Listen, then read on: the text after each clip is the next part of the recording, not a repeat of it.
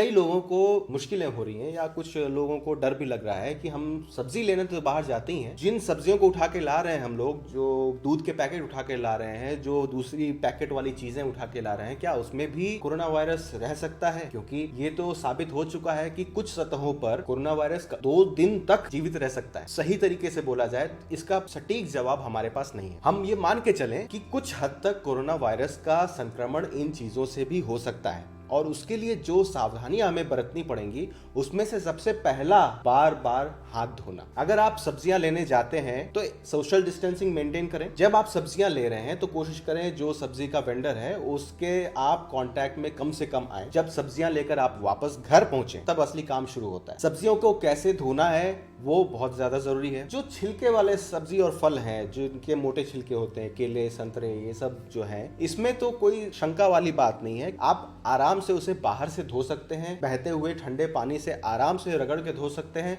उसके बाद जब आप हाथ धो लेंगे, उसके बाद जब आप खाने के लिए बैठेंगे तो अंदर में संक्रमण का कोई चांस नहीं रहेगा। कई चीजें ऐसी हैं जिनको आपको सावधानी से धोना पड़ेगा, खास तौर पे जो पत्तेदार सब्जियां हैं, साग है, पालक है, धनिया है। इनका सरफेस एरिया इतना ज्यादा होता है, इनके जड़ों के साथ साथ मिट्टी भी लगी रहती है, पत्तों पर भी कुछ पानी और मिट्टी लगी रह सकती है, तो इनको साफ करने के लिए आपको विशेष ध्यान रखना पड़ेगा। अगर आप थोड़ा सा गुनगुना पानी लें या ठंडा पानी भी लें, उसमें 2-3 बूंदें नींबू की डाल दें या कुछ बूंदें विनेगर की डाल दें, सिरके की डाल दें, जो घोल बनेगा वो उससे आप आराम से अपनी सब्जियां धो सकते हैं। कहने का मतलब ये नहीं कि विनेगर या सिरका या नींबू का रस ये कोई वायरोसाइडल एजेंट है, इससे वायरस मर जाता है, नहीं, ऐसी बात बिल्कुल नहीं है। बात सिर्फ धोने की हो रही है। धुलाई और सरफेस की सफाई अच्छी तरीके से होगी अगर आप इसमें विनेगर डाल दें। नहीं भी हो तो भी आप आराम से बहते हुए ठंडे पानी से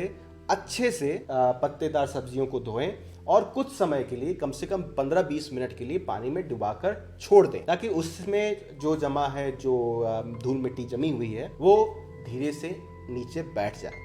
उसके बाद एक बार फिर से एक जालीदार बर्तन में आप अपनी ये सब्जियां लें और नल के नीचे बहती हुई धार पर धोएं। अब बात आती है, आलू है, लौकी है, जिसे आप रगड़ के, पत्ता गोभी है जिसे आप रगड़ के धो सकते हैं। उसके लिए तेज धार, अपने सिंक की नल की धार तेज रखें। उस हाई प्रेशर वाले पानी से आप अच्छे से रगड़ के धोएं इन सब्जियों को, और उससे ही आप संतुष्ट रह सकते हैं। जो नरम सब्जियां हैं जैसे टमाटर है या कुछ फल हुए, वो जिसको आप ज़्यादा दबाव लगा के नहीं धो सकते, उनके लिए आपको ये ज़रूर करना है कि पानी की धार थोड़ी सी धीमी रखें, लेकिन अच्छे से पूरे सतह को, जो अगर आप टमाटर धो रहे हैं तो टमाटर की पूरी सतह को अच्छे तरीके से अपने हाथों से रगड़ लें। उससे आप संतुष्ट रह सकते हैं कि जो भी कण उसमें जमे हुए होंगे वो निकल जाएंगे। और ये तो बोलने की बात ही नहीं कि जब आप सब्जी धो रहे हैं उसके बाद आपको वापस अपना हाथ धोना है, और इस दौरान भी अपने चेहरे पर, अपने आंखों, अपने नाक, अपने मुंह पर अपना हाथ ले जाने से बचें।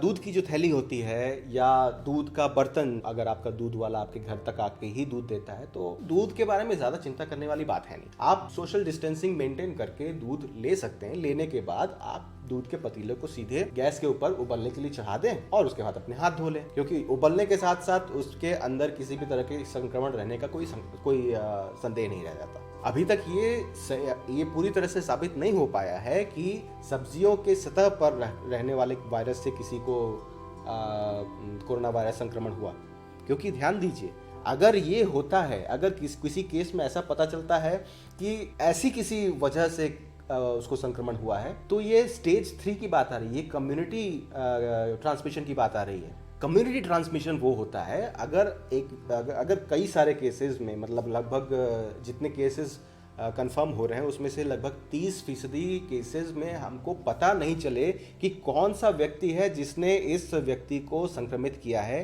तो उसे कम्युनिटी ट्रांसमिशन बोलते हैं। आपके कोई भी सवाल हो मुझे फेसबुक पर या यूट्यूब पर पूछिए। अपने घरों में रहिए और इस लॉकडाउन का कड़ाई से पालन करते हुए सुरक्षित रहिए।